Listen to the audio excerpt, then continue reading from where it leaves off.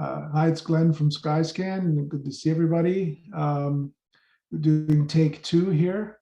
Luckily, we had done a similar presentation at the WAC conference a while back and had recorded it. So we'll be able to just play it. It'll be more or less the same thing. It was recorded live, so it isn't live interactive presentation. Hello, everybody. I'm Troy Whitmer, and I'll be taking you down one path of humanity's quests for life on other worlds. I was told to make an educational presentation for today, and I might have had a little bit too much fun with it. For this demonstration, I'll be showing you digital sky dark matter, similar to how a theater operator might have it set up. So I'll give you a bit of a digital over-the-shoulder look here. Quickly adjust some settings so you should hear correct audio.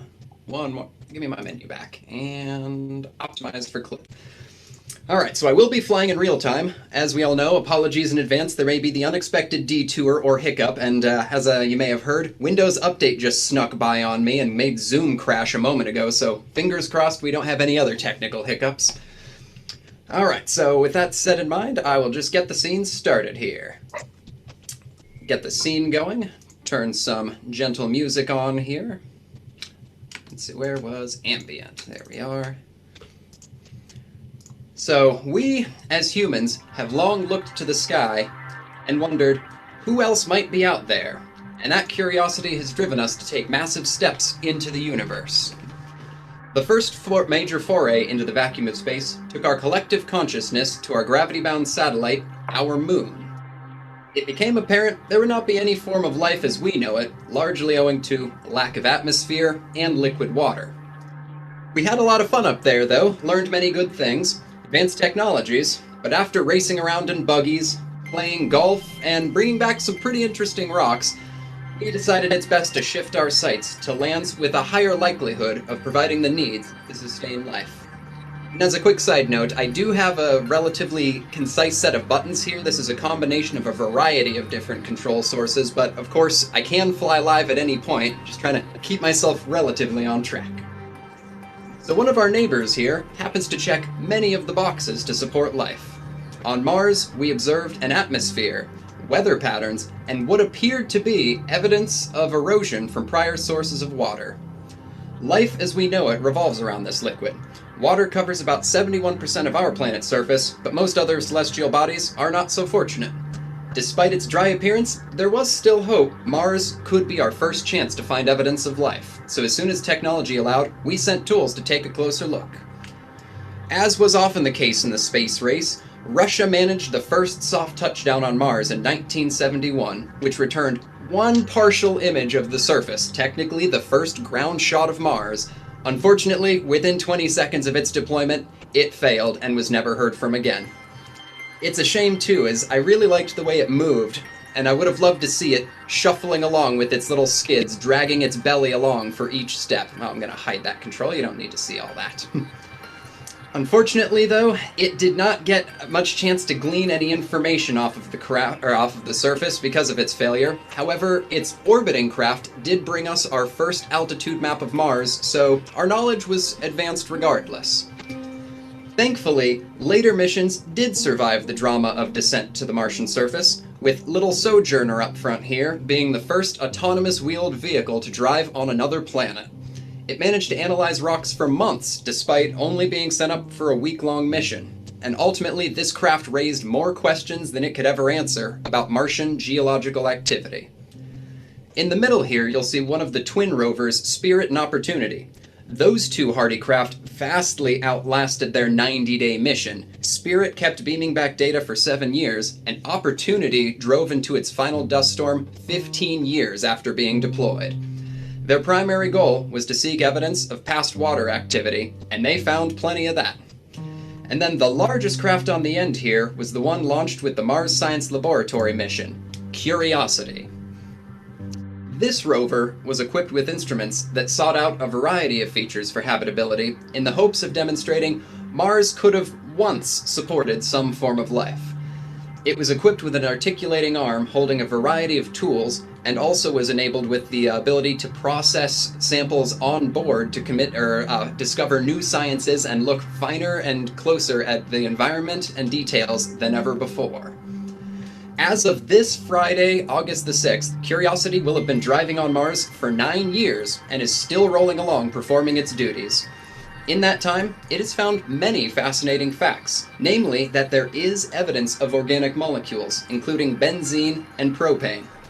Now, while this does not confirm prior life, it does show some of the core building blocks are present, and this highly capable craft was the testbed and basis technologically for the latest generation of tools searching for life, which launched just a year and change ago with the Mars 2020 mission, and that is the Perseverance rover and the Ingenuity helicopter. These two vehicles advance our search for life to the highest level yet. Perseverance boasts a variety of tools that look closer than ever before at the potential for life on Mars. They landed in Jezero Crater, which was once a vast lake, possibly filled twice, as evidenced by the telltale rivers and deltas coming in from the west and north into the area, and erosion heading off into these little, what I guess kind of rivers, creeks, or canyons to the east. It has a whole host of new instruments and improved technologies to help us search for signs of life, biology, or any trace of anything exciting. One of these is the tool Pixel. This sends beams of X-ray radiation out of this aperture to then look for pretty much any trace of any biofilm. And you'll see I can pull up these little informational cards that are probably not super legible since we aren't in a planetarium, but they'll help audiences have a better idea of what's going on and, kind of a pop-up video view of what's happening here. As with previous rovers, Perseverance has a drill to be able to take a nice sample of the ground, but it boasts a new trick in that in addition to taking samples and being able to do better onboard processing, it can also hermetically seal the samples away and store them in a common cache on the surface of Mars, protected from the conditions and environment, hopefully for later retrieval and return to Earth to be analyzed by scientists back here. We'll see if that manages to happen, but it is a cool option. Close that out. It also has an interesting new tool, aptly named Sherlock, after the detective, that uses ultraviolet light in day or the dead of night to be able to search for anything, just like a crime scene detective would, that might have once had some trace of life. We have Sherlock, and then its paired camera, Watson, over here, because scientists have to be cheeky buggers like that. Sherlock also has one other cool trick up its sleeve. In its calibration targets, exposed to the elements, are a series of materials for potential future spacesuits. And this will help us know whether or not the kind of materials we're trying to outfit people with can actually sustain life and, hold up against these environments. And here I'm just going to fly in a little closer since we're not on a dome, you can't really get a good look until I kind of climb on in here. But you can see we have a variety of different material samples, and over time we'll see what works best and hopefully outfit our future astronauts with something that'll hold. To keep eyes on this whole mission, they've outfitted Perseverance with a suite of new technology. One of the best options here is SuperCam. This has an inbuilt laser, spectrometer, and camera to be able to blast dust away from materials, then analyze with a spectrometer and get a fair sense of if it's a sample worth taking from up to 20 feet away, helping it to make much quicker work of searching through all the dust and rocks. To ensure that all these various cameras are performing at their best, you'll see a variety of little shapes and targets around the craft. These are all calibration targets of different materials, different reflectivities, different brightness, and in the case of this one right here, even has some three-dimensional shape to help calibrate depth. Since we can't do anything with this craft directly, given how far away it is and how long it takes for signals to travel, up to 24 to 25 minutes at its worst, it has to rely on its own stereo depth vision, and its primary eyes are the Mastcam Z stereo cameras. High definition, full color, which is kind of rare for space, they tend to just be black and white with filters. And especially cool with this is it boasts high-end zoom lenses that allow it to see something as small as a fly from 100 yards away. One other trick they added to this new craft is Meta, a full weather suite, of tools both on the neck as well as down here on the body, that enable Perseverance to be its own weather station and allow scientists to better plot up when and where is the best place to perform some of their more sensitive tasks. If at any point people have any further curiosities, you can press one of these info buttons and it'll pull up a web browser that takes you to an information page about these tools. So you can see more information about what it is, where it is, how it does it, or just for the fun of it, if you want to see how the weather on Mars is, which as of just a couple days ago was a balmy -13. So they keep it pretty cool up on Mars. 3 minutes. Sweet. So yeah, one of the things that I think is most fascinating on this craft is MOXIE, the oxygen generator that they have been testing so that we might actually be able to give astronauts something to breathe while up there, and especially if they ever want to return, they're going to need a lot of oxygen to fuel those rockets. Another new tool that they've put onto this, and never deployed before on any ground-based craft, is RIMFAX, a ground-penetrating radar. So as it drives across this once-upon-a-lake bed, it might actually be able to shoot energy down, kick out an echo, and see whether or not there was once ice or anything down there worth sampling. But the piece de resistance, the peak cool thing that they've added to this new mission would have to be Ingenuity, the new small multi-blade helicopter. And this is the first time we've been able to demonstrate flight on another planet. Now, flight is no small feat, since Martian atmosphere is so thin at less than 1% of Earth's, that flying at ground level here is equivalent to flying at 112,000 feet on the Earth, which is over 3 times the cruising altitude for airplanes. So as data beams back in from these missions and others still going far beyond their expectations, we continue to glean more secrets from lands just too far or too hostile to get humans to yet. With all of this technology and the brilliant minds focused so closely, we are certainly doing our best to find out if there was ever life on Mars. So these missions are opening up new opportunities to discover the secrets of the universe around us and bring us one step closer to finding if, when, and where there may have been life outside of our fragile, habitable bubble back here on Earth. So everything I've just shown in that little show is run live in dark matter here, using assets and scripts I've prepared, but nothing in there is out of reach for any user. All of that functionality is absolutely accessible to all people who take the time to poke through or just want to make something new, local, or custom.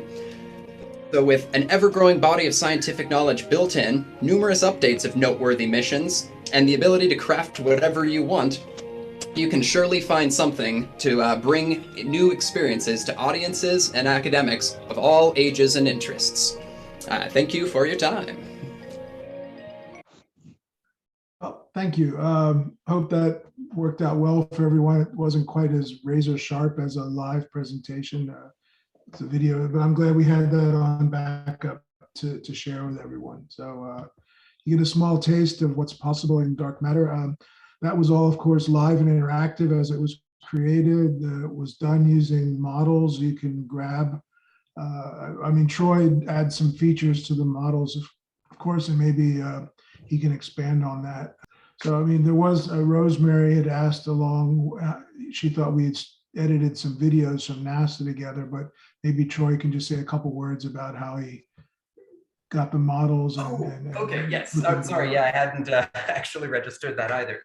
So that was all real-time CG background. Well, not C, well, I guess CG in the dark matter software. It was created originally from a 360-degree panorama taken by Curiosity that I would then create custom foreground for, so you can actually have some real polygon data, put fancy textures on, and then blend into it. So what you see is entirely real-time. You can fly around and to some extent fly away from it, but it's basically a bubble of tight, clean data to give you a nice little taste of what Mars looks like with I'd like to think pretty decent clarity. We've modeled it to originally be 8K theater ready. So I suppose, places just like here in Trenton will be able to see about the best they can out of it. And how about the models?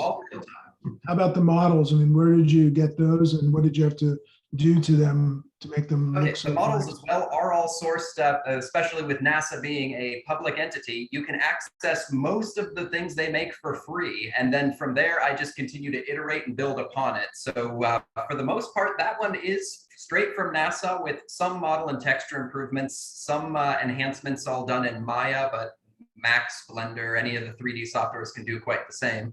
And the big thing though was breaking all the pieces apart so then it could be animated and controlled entirely within dark matter. So you can interact live, you can have the little rover wave its arms, or anyone has any questions, you can go through all of the various instruments, details, and functions at your leisure.